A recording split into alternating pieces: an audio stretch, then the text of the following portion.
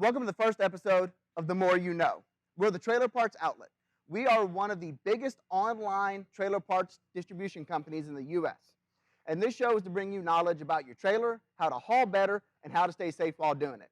But first, we need to roll the intro.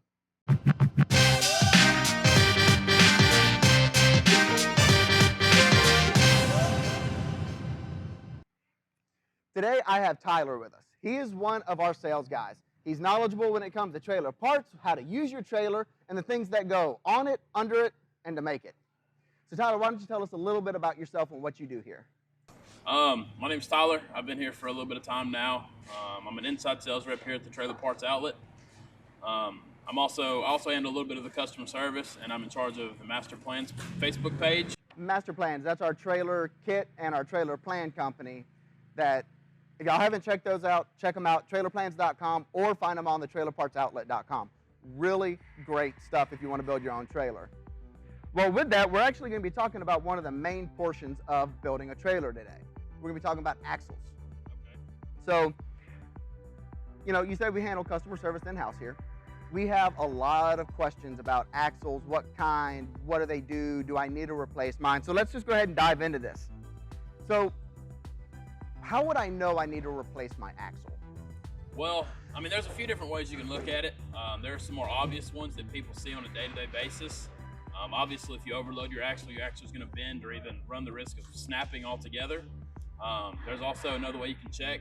Maybe your bearings have locked up and it's actually overheated your drum and eaten up your spindle. You can either remove your drum, just kind of take a look at them, see what's going on internally, or if you just got off the trip and you notice your hubs are, extremely hot, that's kind of a sign, or even glowing. That's kind of a sign that your bearings have locked up. Glowing. Yeah. Like cherry red, almost lava. That's it. Whew! I've actually seen a few 18-wheeler trailers catch fire because of things like that. And that's whether it's grease or oil bath, whichever one it is, that's one of the main things that, you need to check. Oh, absolutely. Yeah. So if it's squeaking, hollering, or glowing. That's pretty much it. All right, so those are the signs. So if I'm going to replace my axle, and whether it's I just want a stronger one, or if it's glowing, screaming, or hollering at me, what's that process look like? What are the considerations that I need to know before I go in and say, hey, I want this axle? I think it's more or less you need to know exactly what caused that axle to malfunction, whether it be if you overloaded it, or if it's simply you just didn't grease it enough. If you overloaded it, at that point I would go ahead and recommend you go ahead and upgrade everything underneath the trailer itself, whether it be your axles, your springs. They kind of go hand in hand. That kind of goes into my next question for you is, do you have to get the same exact axle that your trailer currently has? No, not at all. You're more than welcome to upgrade as needed, or even if you got a trailer and it's just the roughest ride ever because you don't put as much capacity on it that it's meant for hauling, you can even decrease. You can go down to a smaller axle as long as, like I said, you don't come near that capacity rating. You'll be pretty much free to do whatever you want. So why would you want to get a larger axle than what you already have? Who knows? You might have changed your whole thought process. You could have upgraded, whether it be your boat trailer. You could have got just a heavier load. Obviously, if your trailer breaks or your trailer axle breaks, it'll be bent, or even, like I said, they could potentially snap altogether. I would definitely recommend going ahead and upping that capacity just to make sure that it doesn't happen again. And then I know there's a few different types of axles. Yeah, you got a few main types. You've got a straight axle, a cambered version, and then you have torsion axles.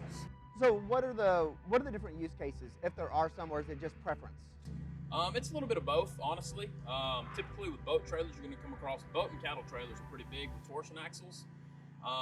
But there's ups and downs as well. The upside is to them, you're going to get a smoother ride with the torsion axle. Also, it's going to be a lot less maintenance. It's going to be a lot easier to maintain. The downside is they're going to be a little more expensive, but hey, it's worth it. A camber kind of serves as a second suspension. Once again, that has the ups and downs as well.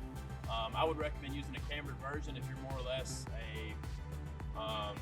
even with cattle trailers, something that you not constantly, but you have a load on the majority of the time. Okay. Because as your axle flattens out when its load comes on, it's going to give it more even wear across your tires. Whereas if it's unloaded, it's going to do the complete opposite, and you're going to get a more wear on the inside of your tires, and that could cause a little bit of a problem if you're not loaded. And if someone wants to reach out to us and ask some questions about their axle, if they need to replace it, kind of describe some things or need some help figuring it out, are you available to talk this through with customers and actually give support without having to know they're going to buy an axle right now, but being available for people? Oh, absolutely. That's what I'm here for. I'm here to help out the everyday guy. We know that when you're broke down, you're losing money. So we're just here to help you get back on the road. So time is money. Absolutely. All right, guys, that's it for the first episode of The More You Know. The next one will feature Jose, another one of our sales guys.